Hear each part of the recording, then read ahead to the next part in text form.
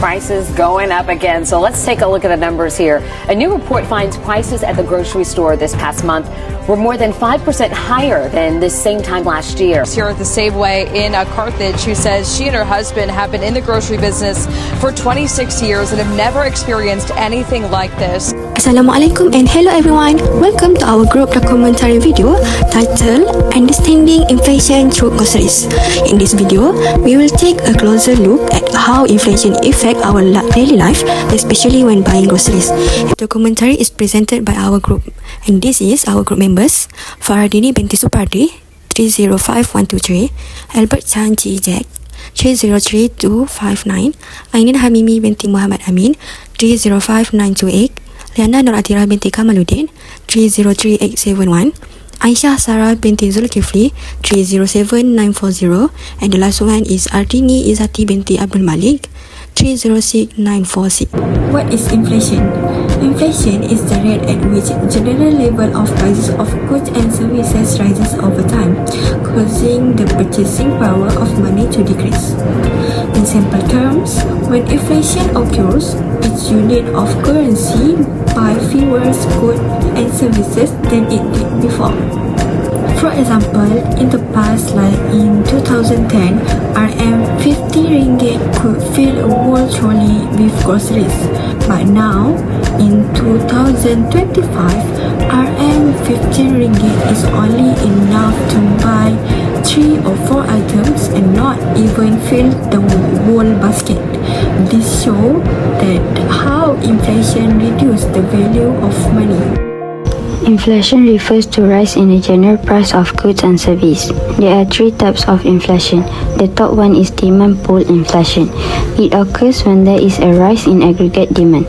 Demand for goods and services increase faster than the economy can produce.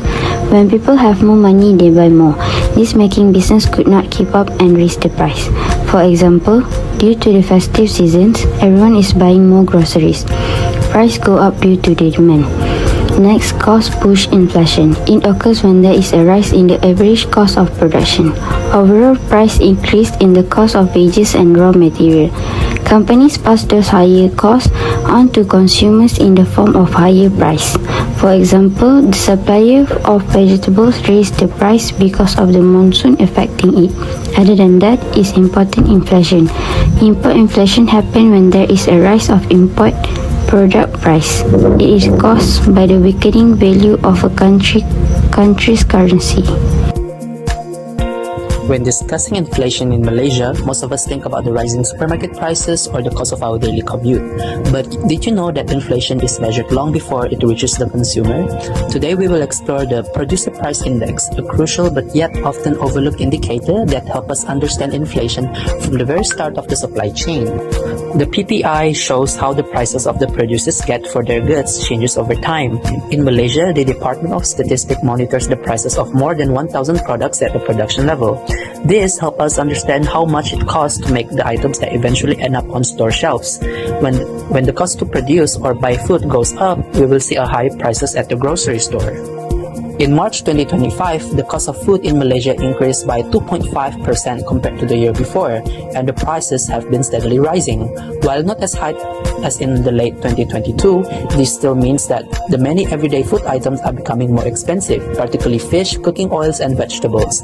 For example, the prices of nasi lemak, which is considered the national dish, has jumped 81% in 13 years, which is much higher than Malaysia's overall inflation rate. When it comes to the Consumer Price Index, the story changes a bit. The CPI measures how the price of typical mix of goods and services, including groceries, changes over time. In Malaysia, food and drinks account for almost 30% of the CPI, showing how much of these everyday essentials matter in people's household budgets. In February 2025, the Malaysian CPIs for food and beverages reached 1.5.7, with 2010 as the base year. The highest on record, this means that on average, grocery prices have increased by over 50% since 2010. When PPI for food production rises due to higher cost of raw ingredients, fuel, or packaging, CPI for groceries usually follows. But sometimes, the increase in grocery prices can be even sharper, depending on demand, supply issues, and market dynamics. Understanding how CPI and PPI work together to measure grocery inflation help us see the bigger picture behind the prices we pay. By tracking these indices, Malaysians from policymakers to everyday shoppers can better anticipate changes, plan their budget, and advocate for solutions that keep food affordable for all. Next, I will continue about factors that cause inflation. A rise in the money supply can cause inflation by increasing the economy's total demand. When more money is available, consumer and business tend to spend more, driving up price if the supply of goods and service does not keep pace. This disparity raises overall price levels because too much money chasing too few goods. Additionally, the price of goods rise when the government eliminates subsidy. In order to offset the increased expenses, business subsequently raise their price. Other than that, exchange rates can affect inflation by altering the cost of import, food and service. Imports become more expensive when the local currency depreciates, which raises general price and fuels inflation. Import raw materials are used by many local business. Production costs increase as import price rise. In order to sustain profits, business increase the selling price of their goods. On the other hand, a currency increase can lower the cost of imports and less inflationary pressure. The unemployment rate also can affect inflation through its influence on wages and consumer spending. People typically spend more money on goods and services when their income increases. The economy's overall demand rises as a result. Price rise when the supply of goods does not grow at the same pace. Increased consumer spending and a greater demand for goods and services can result from low unemployment, which can raise wages as employers compete for fewer workers. Malaysian daily life have been significantly influenced by the rise in groceries prices, especially in the last 2 years. When consumers rush to purchase things before prices increase, there is a slight positive effect such as a rise in short-term expenditure, but the negative effects are far more serious. The Department of Statistics Malaysia reports that food inflation remained high in 2024 and 2025. There were huge price increases for essentials like rice, chicken, eggs and veggies.